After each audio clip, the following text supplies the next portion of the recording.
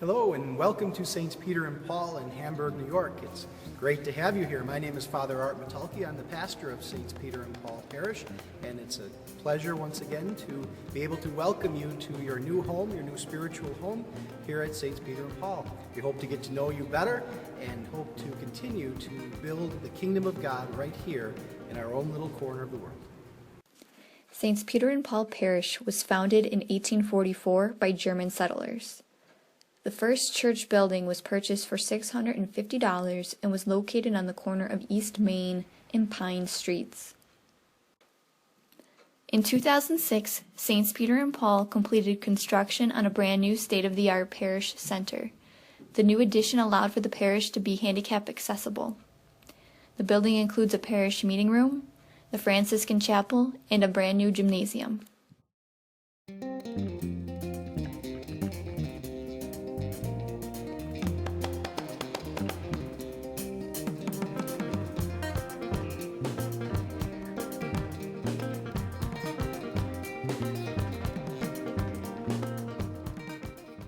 My name is Father Art Metalki. I'm the pastor of Saints Peter and Paul Parish. I've been at Saints Peter and Paul for a little over 2 years now, about 2.5 years.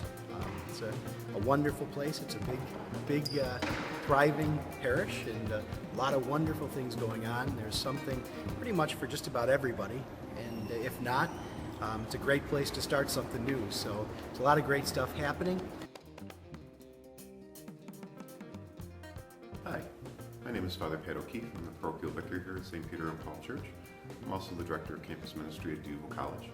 It's wonderful to have you here tonight, to welcome you as part of this parish community, this parish family. It's a lot to offer and a great opportunity to be here with you tonight in a very special way. Thank you for choosing St. Peter and Paul. We hope that you really feel welcome and can add your gifts and talents to build this family of faith.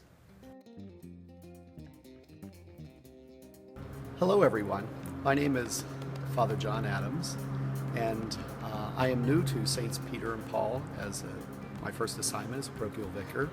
Also new to the diocese as I was recently ordained in June in 2014. I'm very excited about being here. It's been a great transition for me. Some of the experience I have with a place like Hamburg has been in Angola, and down not too far, down the road from here.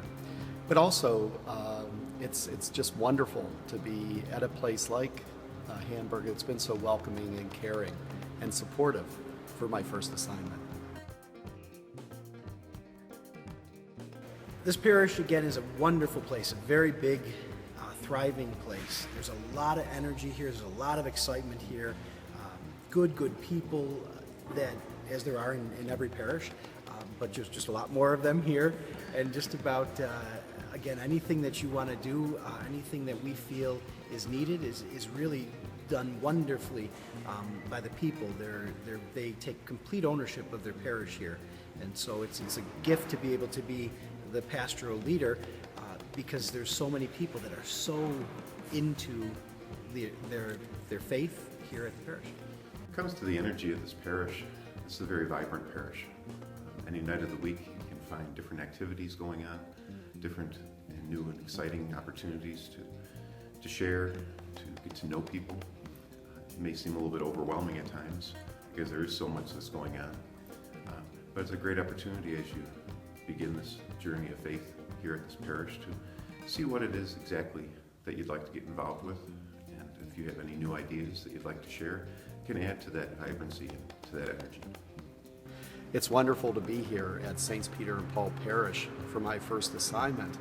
I always heard about Saints Peter and Paul in Hamburg from before, through experiences of other parishioners that have been here and have shared their experiences, but also some of the individuals that I've met through the seminary who have been placed at the parish, who have experienced it.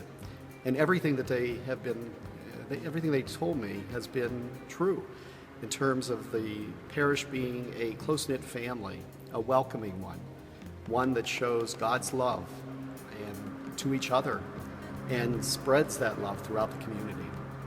We decided to become parishioners of Saints Peter and Paul Parish because we lived very close by, and when we moved into the house that we're in now, we started to raise a family and decided that, I was raised Catholic, and so I wanted my children to be raised Catholic as well. And the church was right around the corner, so it was a perfect fit for us. We joined St. Peter and Paul in 1988 when we moved from Binghamton to Hamburg. Hamburg's where my wife is from, and she was a parishioner here when we moved here. And we moved right behind the church, so joining St. Peter and Paul was very easy to do, and it's been a wonderful journey ever since. My husband Paul and I moved to the parish in 1986. It was the fall of the year, and the weekend we moved in there, Monday I came and joined the parish. I had been a lecturer at our previous parish, and I made that known here and got on the lecturer's list immediately. The parish energy here is phenomenal. Everyone is warm and welcoming, and there's a group of people who are just very, very active in this church and really keep it vibrant and alive. I wanted my children to attend St. Peter and Paul School because I attended Catholic grade school and high school, and thought that I definitely wanted that for my children. Also, our children went to school here, and that was a very important part of our decision, was going to a parish that had a parish school. So both our children went to school here from kindergarten through 8th grade. Well, the school gave us a great background. Both our kids went on to Catholic school. They went on to Mount Mercy and St. Francis. But I think even if you don't choose to go on to a Catholic high school, I think the foundation you get here is wonderful. And it was such a blessing for us. We were so glad to have the foundation here at the school.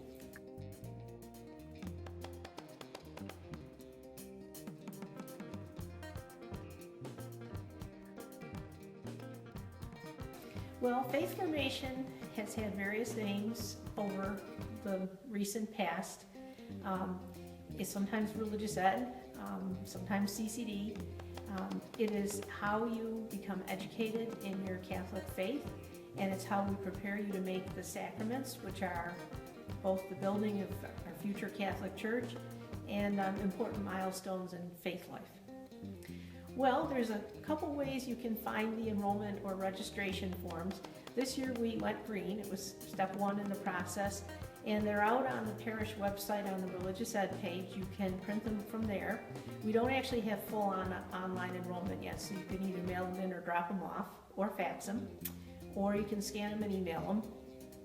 You can also pick up printed forms at the rectory office or in the religious ed office, which is in room 102 of the school. Without volunteers, we would not have faith formation program that we have. And we really welcome volunteers and appreciate their help. How do you become involved? Well, you can tap anybody who is currently volunteering in the program. You can leave your name with the parish secretaries in the rectory. You can contact me or the youth minister, Jeremy Dolph. We're all happy to have more volunteers for faith formation. I would like to leave a message for both our current parish families and anybody who is newly joining us that we have a wonderful, large, vibrant faith formation program, one of the biggest in the diocese, and we have an excellent curriculum, and we have wonderful catechists. Many of them are longtime catechists, some are retired school teachers. We also have a home study option, which is, I think, pretty unique right now, at least of the faith formation programs that I've canvassed. And I'm sure we have something that would fit everybody's needs. Obviously, youth ministry begins when you're a child, even before then, and continues even after college. But the main focus of the ministry here is middle school and high school. The best way for a middle schooler or a high schooler to get involved is to contact me.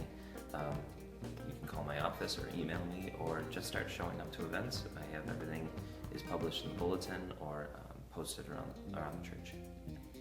The most important thing I can communicate to youth is that you matter. That in a world where it seems like your opinion doesn't matter or your voice isn't heard, that especially in the church, there's a place for you. There's a place for you to be involved, and that you matter. It's very important that you're here. I'd also like to extend an invitation to any adults who'd like to get involved. Youth ministry is not just limited to youth. There's a lot that goes on that I need adult help with, chaperones, volunteers, anyone who's interested in being involved in the life of a young person to help lead them closer to Christ. Your help is greatly appreciated. RCIA is a process whereby we teach adults who may have been baptized in the Catholic Church and now have not gotten their first Eucharist, or maybe not confirmation, and they want to complete those sacraments of initiation. It's also for adults who may or may not be baptized and are looking to come into the Catholic Church from another denomination. If anybody wants to get involved with the RCIA, we do offer a class that's, again, as we mentioned earlier, starts in early September. And we go through a process of approximately 8 weeks, which we call the period of inquiry. And you give us your name and some information about yourself, and you come and see, you come and look at what we're offering. You can then decide whether or not you want to continue and receive the sacraments or not. In order to get in contact with me, you would call the rectory at any time and give your name and address and email if you have it. That way we can get in touch with you and guide you along as to when it starts and how you can get involved. Well, we do certainly welcome anybody who wants to come and participate. We actually have some people who come who are already received their sacraments, but wanted to know a little more about the Catholic Church itself. So we do have that avenue open to anybody in the parish. At St. Peter and Paul, we have 4 ensembles. We have the St. Peter and Paul Choristers, which is our children's choir. It welcomes students in 3rd, 4th, 5th, and 6th grades. For high school students, we have our youth ensemble that welcomes singers and instrumentalists. For adults, we have 2 ensembles. We have the St. Peter and Paul Contemporary Ensemble, which welcomes instrumentalists and singers. Also for adults, we have the St. Peter and Paul Parish Choir, which welcomes singers. Our parish website has a detailed description of each of the 4 ensembles that I have described. On that website, you will see a list of who to contact, who directs the group. It'll have their email and their phone number. One of the things that I think is wonderful about our music ministry at St. Peter and Paul is that there is a choir or an ensemble for just about everyone. Not only adults, but also children. We have different styles of music represented. Our contemporary ensemble, we have our parish choir, which does Gregorian chant and music that's just been written recently. Outreach is part of an extension of the parish that services about 3,000 folks annually. We have a food pantry, which is primarily what we do here. We get food from the Food Bank of Western New York, and we distribute it among Hamburg residents. For anyone who needs services from parish outreach, they need to call our office at 648-1725. We'll tell them the paperwork they need to qualify to come in. They need to be a resident of Hamburg, and they need to show financial need. We'll then set up an appointment and do a short intake, and they will be able to come in on a monthly basis for grocery assistance. If you want to make donations to Parish Outreach, we're here Monday through Friday, 9 a.m. to 4 p.m. We accept non-perishable food items, we accept clothing and household items all year long. The Parish Council is a group of parishioners who, some of them have been voted in and some of them are representatives of different groups within the parish that get together. And really, it's an advisory board for the pastor. So the pastor, there is a president of the Parish Council, but it's really under the direction of the pastor of the parish. Whatever he thinks needs to be discussed or he would like feedback from, the different members of the parish council, and we give that, and then he takes it under advisement. But really, I mean, final decisions are always his in whatever occurs. But it's nice, and we talk about different upcoming things that are happening in the parish, and you know, just talk generally about what needs to be done for them, how to get ready for them, what you know, possible snags might occur, how can we solve that, different maybe problems. It's also a group where parishioners from the parish can, if they know a parish council member, they can say to them, oh, could you bring this up at the meeting? So we're sort of a sounding board for the parishioners to bring problems to the bigger group to see if something can be solved as well. I just think it's something where, for new parishioners to feel that this is your parish. Once you're here, you have as much part of this parish as someone who's been here 50 years. So I think you need to feel that this is your parish and that we're the church. The priests come and go, the faculty come and go, but the people in the parish make what the parish is all about. Well, for new parishioners coming in, I would definitely say welcome and thanks for considering St. Peter and Paul.